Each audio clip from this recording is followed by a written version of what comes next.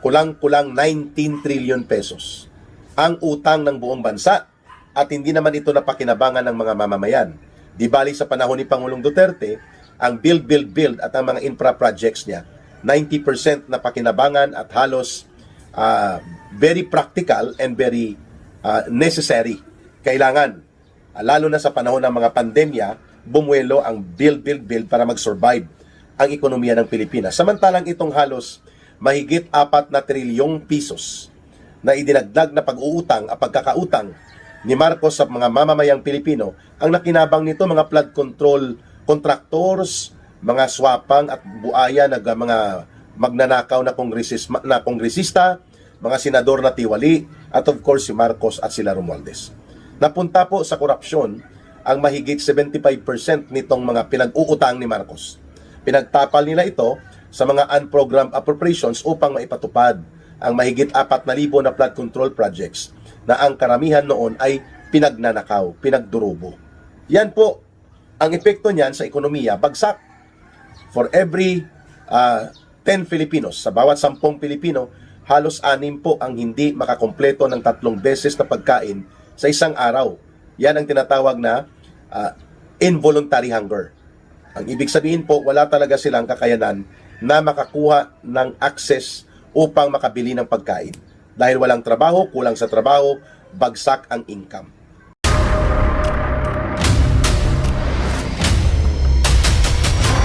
Bago tayo mag-umpisa, baka pwede nyong i-like ang video na to. Malaking bagay ang like sa aming mga content creators. Maraming salamat po.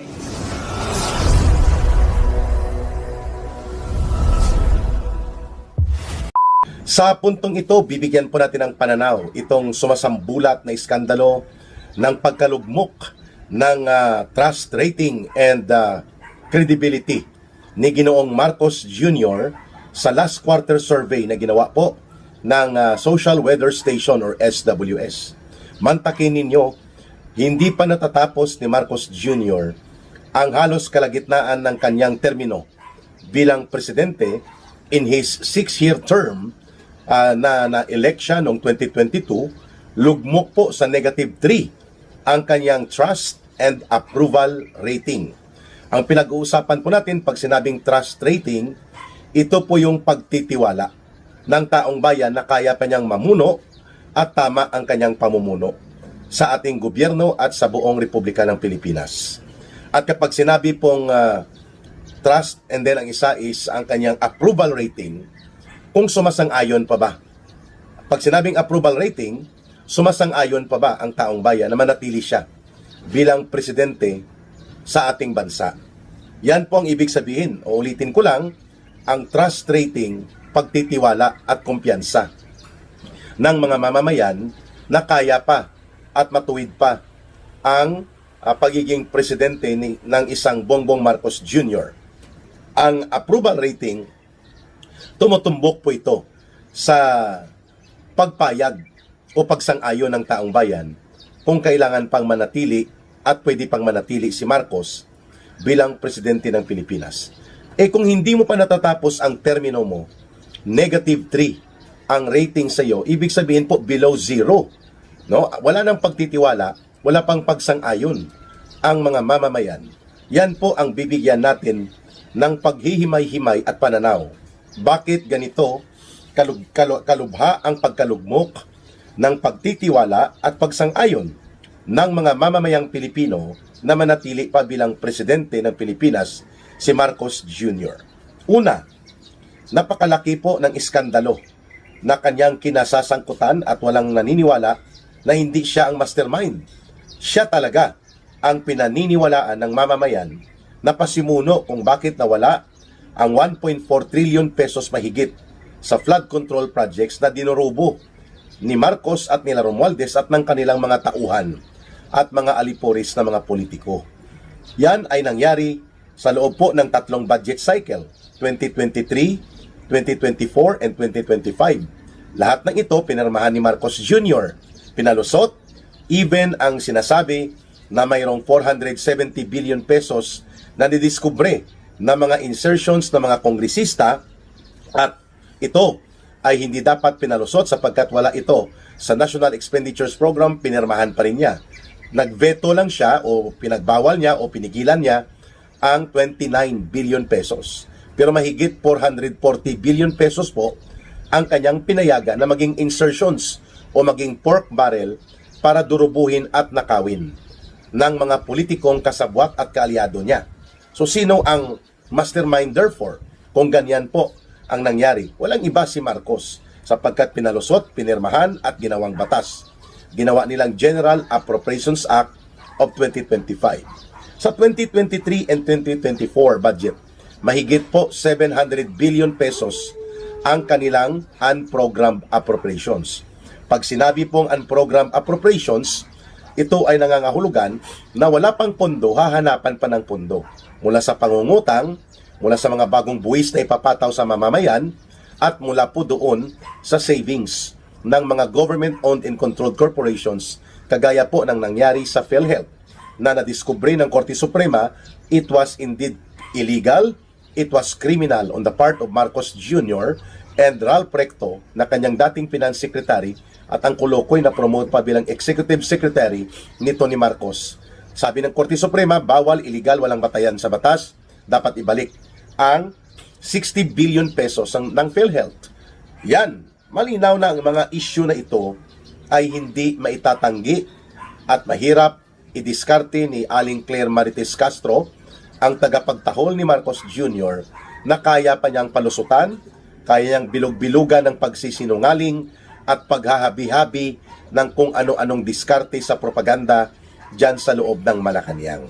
No amount of propaganda and public relations or PR operations will prevent the people from believing na ang pasimuno ng malawakang panunumbalik ng pangungurakot at malalim na paglubha pa ng korupsyon sa pundo ng gobyerno ang pasimuno itong magpinsan. Si Marcos Jr., si Martin Romualdez, itong mga kagaya nila Saldico, nila Yusek Cabral, at iba pang mga alipuris nila sa loob ng Kongreso, mga secondary players po ito. Of course, nakinabang sila, pero ang principal and mastermind, si Marcos at sila Romualdez.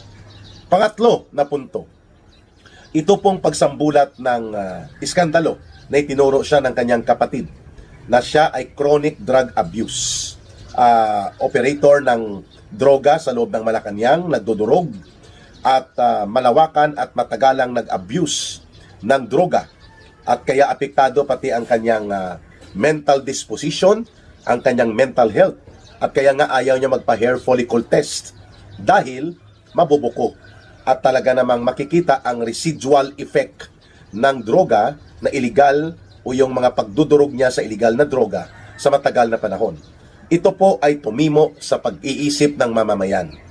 Bagamat hindi nila sinasabi yan openly in public, but the public belief that no longer a perception that Marcos Jr. remains to be a drug addict president.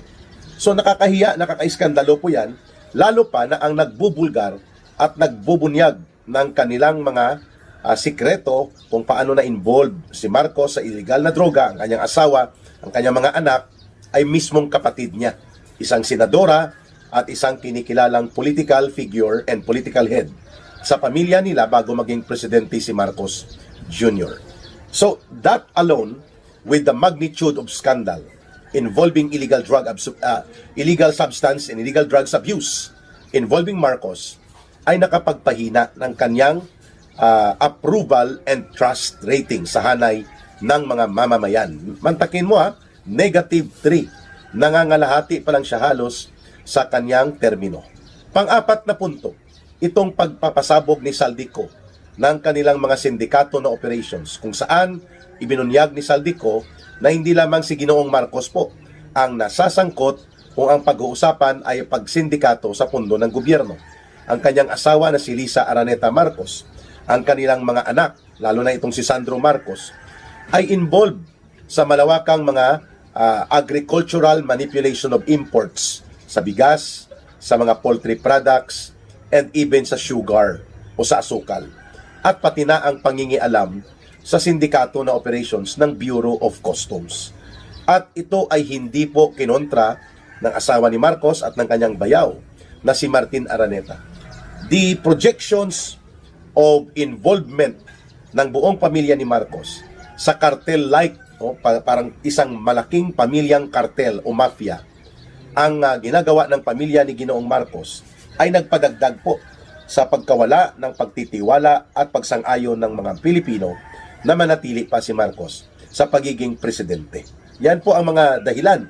At syempre, hindi po matatawaran na ang kanyang maruming laro at maniobra sa politika, ang kanilang demolition attack laban sa kay Vice President Sara Duterte, na ginagawa nila ang lahat ng pagtapon ng uri ng putik, intriga, at mga malisyusong atake sa propaganda. Ginamit pa niya ang CPP, NPA, NDF na mga urban operatives kasama si Martin Romualdez. Nagbuo sila ng tactical alliance sa kinasusuklaman ng mayoriya ng mamamayang Pilipino at itinatakwil itong grupo ng komunistang teroristang CPP, NPA, NDF, mga urban operatives. Ginamit nila, pinunduhan nila ito upang maging attack dogs o tagapag-atake laban kay Vice President Sara Duterte at kay former President Rodrigo Duterte. Yan, mga factors yan, ang kanyang lantarang pakikipagsabwatan sa mga nabubulok at oportunistang politiko ng dilawan pinklawan na tinatawag na mga political zombies sa grupo ni Lola Layla de Lima, sa grupo nila Sunny Trillanes, the Big Joke Trillanes, sa paggamit niya sa kay grupo ni Hontiveros, kay Boy Lamas na pinagtampuhan ng toothbrush. Itong mga personalidad na ito, nabisto ng taong bayan na itong pinupunduhan ni Marcos at nila Romualdez.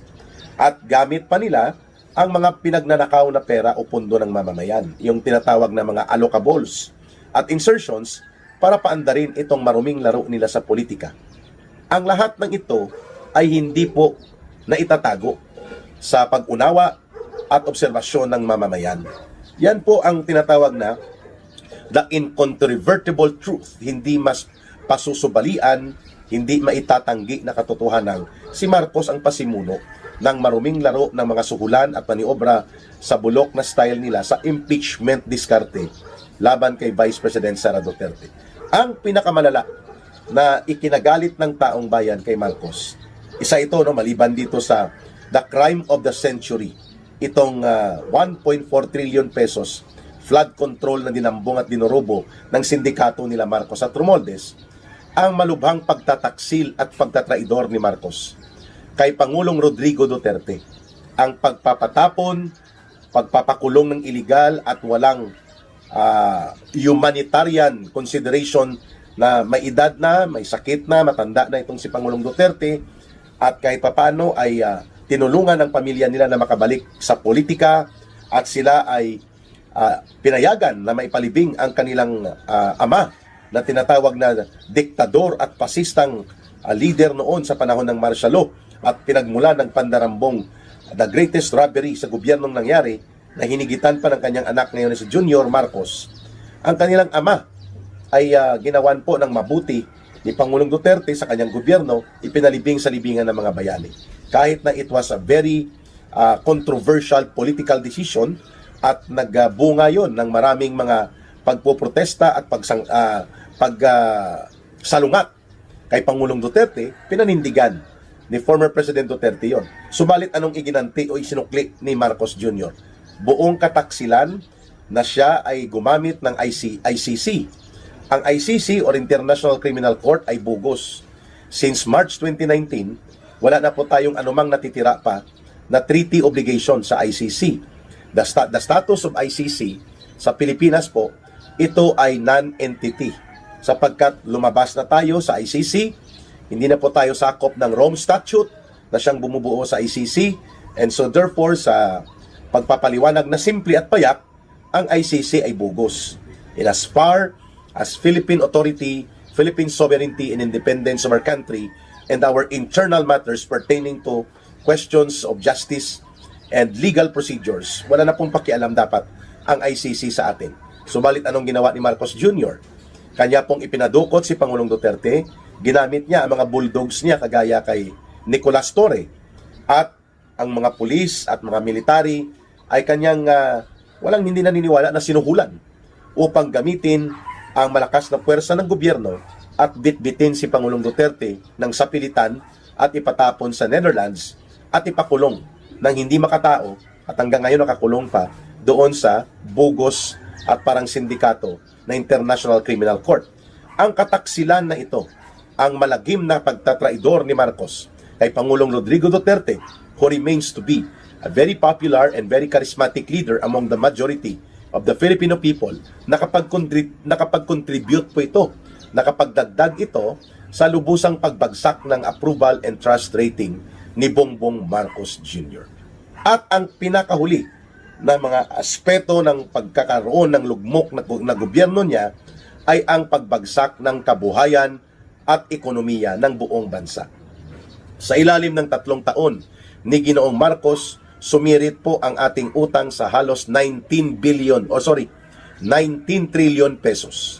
Mula po sa halos 14.5 trillion lang yan nang umalis si Pangulong Duterte matapos ang kanyang termino, umabot po sa kulang-kulang 19 trillion pesos ang utang ng buong bansa, at hindi naman ito napakinabangan ng mga mamamayan. Di bali sa panahon ni Pangulong Duterte, ang build at ang mga infra projects niya, 90% na pakinabangan at halos very practical and very necessary. Kailangan, lalo na sa panahon ng mga pandemya, bumuelo ang build para mag-survive ang ekonomiya ng Pilipinas. Samantalang itong halos mahigit 4 na trilyong pisos na idinagdag na pag-uutang, pagkakautang ni Marcos sa mga mamamayang Pilipino, ang nakinabang nito mga flood control contractors, mga swapang at buaya na mga magnanakaw na kongresista, mga senador na tiwali, at of course si Marcos at sila Romualdez. Napunta po sa korupsyon ang mahigit 75% nitong mga pinag-uutang ni Marcos. Pinagtapal nila ito sa mga unprogrammed appropriations upang maipatupad ang mahigit 4,000 na flood control projects na ang karamihan noon ay pinagnanakaw, pinagdurubo. Yan po ang epekto niyan sa ekonomiya, bagsak. For every 10 Filipinos, sa bawat 10 Pilipino, halos 6 po ang hindi makakompleto ng 3 beses na pagkain sa isang araw. Yan ang tinatawag na involuntary hunger. Ang ibig sabihin po, wala talaga silang kakayanan na makakuha ng access upang makabili ng pagkain. Dahil walang trabaho, kulang sa trabaho, bagsak ang income. Mantakin mo 6 sa bawat 10 pamilyang Pilipino ay naghihikahos at halos isang kain isang araw lang. Kaya po tumaas din ang self-rated poverty. Umabot po ang self-rated poverty sa Pilipinas sa humigit kumulang 58% mula sa dating 45% nang bumaba si Pangulong Rodrigo Duterte. So, makikita natin double figures ang pagbagsak at pagkalugmok ng kabuhayan, ekonomiya at buong sitwasyon ng agrikultura ng ating bansa. Halos gumagapang po ang agricultural sector. Walang bastanting pondo, wala din pong masusi at matuwid na programang modernisasyon. Kaya naging net importer tayo ng bigas, net importer tayo ng mga isda na napakalawak ng karagatan sa Pilipinas, subalit bagsak at lugmok ang kabuhayan ng ating mga mangingisda. Napakalawak ng lupaing dapat maging source ng pagkain, nag-i-import po tayo. Dahil zero program si Marcos pagdating po sa agricultural development and modernization. Halos mahigit po sa 18 months o kulang-kulang 20 months pa nga na hinawakan ni Marcos ang sektor ng agrikultura bilang incumbent or concurrent secretary. Ano nangyari? Lumaganap lang po ang smuggling. At ang seste, asawa pa niya at pamilya niya ang itinuturong involved sa mga agricultural smuggling and agricultural import manipulation. So lahat ng ito, kung ipagtatagni-tagni at bubuuin po ang kwentong ito, yan ang dahilan kung bakit -3 or below 0 ang credibility, integrity, at ang approval and pagtitiwala ng sambayan ng Pilipino kay Marcos. Samantalang kay Sara Duterte, pilit nilang hinihilot ang kanyang trust and approval rating, mataas pa rin kahit hilutin nila at hilain pababa, +31. Pero maraming naniniwala na si Sara Duterte ay baka umabot yan ng mga +40. Hinilot pa yan, no? Ibig sabihin po, kulang-kulang 5 sa bawat 10 Pilipino naniniwala pa rin na maayos, matino ang isang Sara Duterte na kaya niyang pamunuan ang ating bansa sakaling siya ay maitalaga bilang presidente kapalit ni Marcos Jr. either by way na magre-resign itong kulukoy na si Marcos Jr. or by way of an election. So, napakalayo ng kanilang diferensya. Bagamat tinatanggap natin na plus 31 or positive 31 ang ratings ni Sara Duterte, maraming naniniwala na ito ay plus 40 or plus 45. Hinilot lang ito para lang ipakita na hindi naman sobrang dihado ang kulukoy na si Marcos Jr. But nonetheless, the fact cannot be eliminated. Hindi mo kayang baliwalain o isantabi ang katotohanan ng impormasyon. Negative 3 or below 0 po ang kredibilidad, ang integridad, ang pagtitiwala at pagsang-ayon ng taong bayan ng mayoriya ng sambayan ng Pilipino, isinusuka si Marcos Jr. At nailahad ni Ka-Eric ang mga dahilan po doon. Lugmok ang ekonomiya, gumagapang ang agrikultura, tumaas ang kahirapan, dumarami ang walang trabaho, at lumala po ang kagutuman sa hanay ng ordinaryong masang Pilipino. Samantalang busog na busog at bundat na bundat ang mga politikong magnanakaw, ang mga kurakot na mga barkada ni Marcos, ang mga oligarkong gahaman sa ganansya at tubo, sila ay bundat, puro barkada ni Marcos. Pero ang ordinaryong mga mamayang Pilipino, magsasaka, magbubukid, manggagawang bukid, katutubong pamayanan, mga mangingisdang maliliit, at pati na po ang maralitang lungsod, mga manggagawa, at ang mga maraming masa na ordinaryong nabubuhay sa isang kahig isang tuka, sila po ay patuloy na nalulugmok at nalulunod sa kumunoy ng kahirapan. Habang nakikita nila at kanilang nararamdaman na ang pagnanakaw sa kaban at pundo ng bayan ay tuloy-tuloy, malaganap, malawak at malubha. At nakikita din nila na ang kaban ng bayan, ang resources ng ating buong lipunan, iilang pamilya lang rin ang nakikinabang kasama ang mga barkada ni Marcos. At walang inatupag si Marcos kundi puro laro sa apoy ng maruming politika.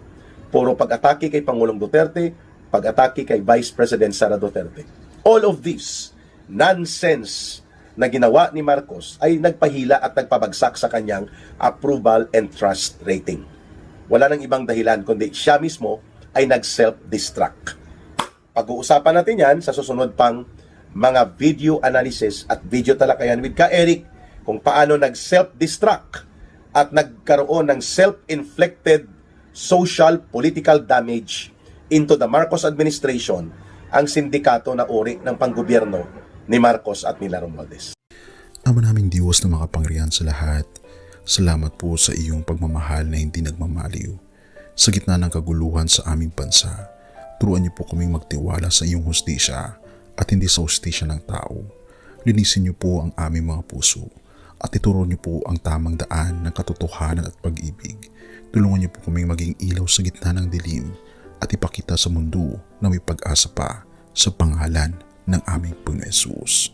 Salamat po sa pag-ibig po ninyo at salamat sa pagdinig ng aming mga panalangin at iligtas niyo po kami. Sa pangalawa po ninyong pagparito at patawarin po kami sa lahat ng aming mga pagkukulang at pagkakasala sapagkat ito po ang aming samot hiling sa matamis na pangalan ng aming Panginoon Hesus. Amen. Sa lumang silid, mag-isa kang tahimik. Walang kamera, palakpak ay wala na. Ngunit sa bawat pader ng bayang iniwan mo, may pangalan mong di na mabubura.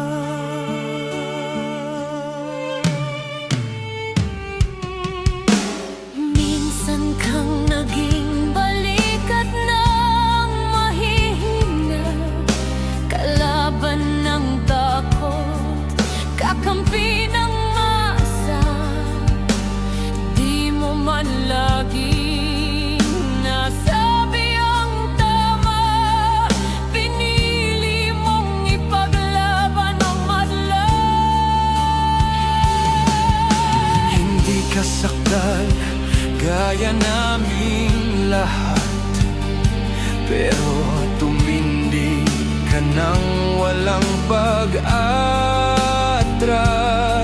At ngayong pagod ka na, tatay, kami naman ang sasalo ng bawat bigat.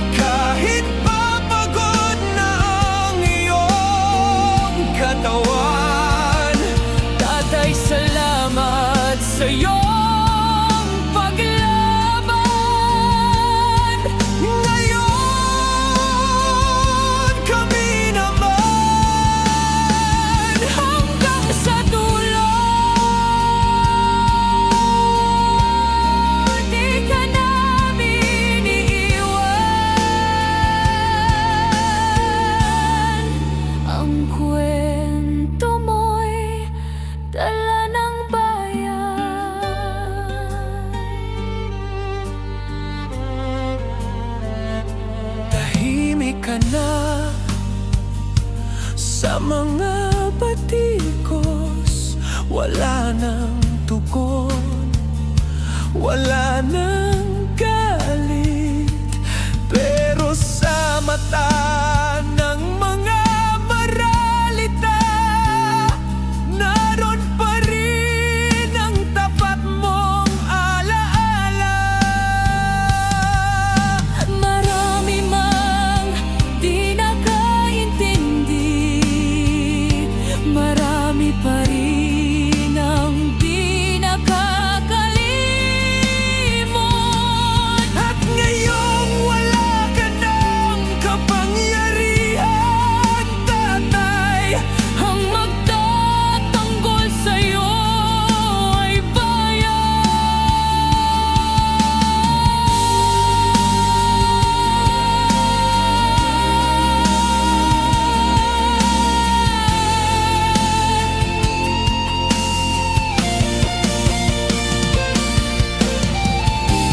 hindi ka nag-iisa kahit ngayon.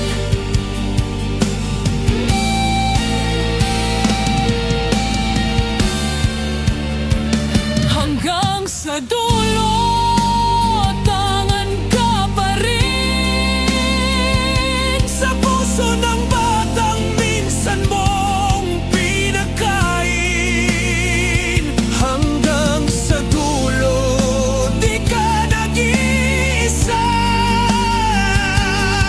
Ang dasal ng bayan ay sa'yo pa rin. Katay kami naman ang lalaban sa ngalan mo, sa alaala mo. Hanggang sa dulo, dalangin ka ng puso ng masa.